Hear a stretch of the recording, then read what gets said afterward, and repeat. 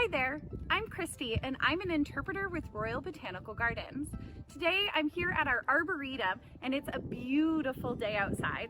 So I thought it would be a perfect time to go for a nice walk together and see what wildflowers are springing up this time of year. What makes spring wildflowers so special is that they are ephemeral, meaning that they are only short-lived and will appear for a short period of time before they disappear again until next spring. Growing in the understory, many of these wildflowers bloom very early in the season before any of the trees have leaves on them above. This is a really effective way to not compete for sunlight. By blooming early, there's less competition from other understory growth, as well as the leaves above shading the flowers underneath. Let's get going and see what wildflowers we come across.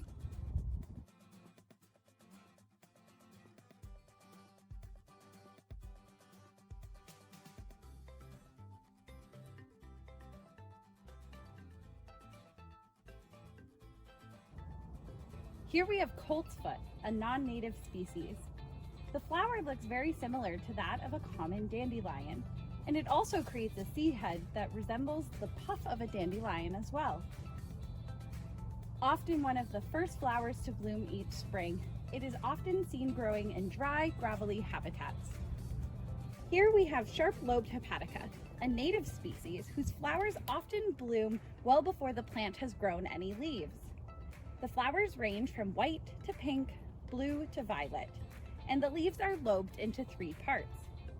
The name sharp-lobed comes from the fact that their leaves are pointed. This helps distinguish the species from round-lobed hepatica, whose leaves are rounded.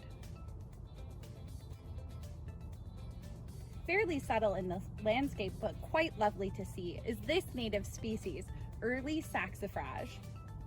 The small, white, clustered 5-petal flowers have a lovely fragrance. The flowers are at the end of a long, hairy stalk with the basal leaves remaining right on the ground. Another native species here in Ontario is yellow trout lily, typically found in woodland habitats. It's named after its characteristic green-gray mottled leaves, resembling that of a brook trout. Its 6-petaled nodding yellow bloom is a lovely sight to see whenever you're on a walk. Here we have Cutleaf Toothwort, another native species here in Ontario. Cutleaf Toothwort grows from a rhizome, and its leaves are long, deeply and palmately dissected into 5 segments. The 4-petaled flowers vary from white to pale pink. Typically found growing in woodland habitats, Cutleaf Toothwort is always a joy. Keep your eyes open for other upcoming spring ephemerals and wildflowers that are pushing up from the ground, like these May apples.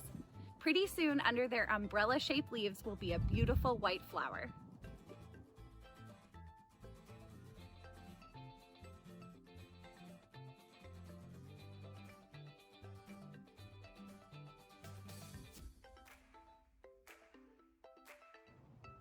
Well, thanks for joining me. I hope you enjoyed our walk today as we looked at some spring wildflowers. Leave us a comment below and tell us what your favorite wildflower is. Did we feature it in this video? For other videos and ways that you can connect with nature, visit rbg.ca/@home. Until next time.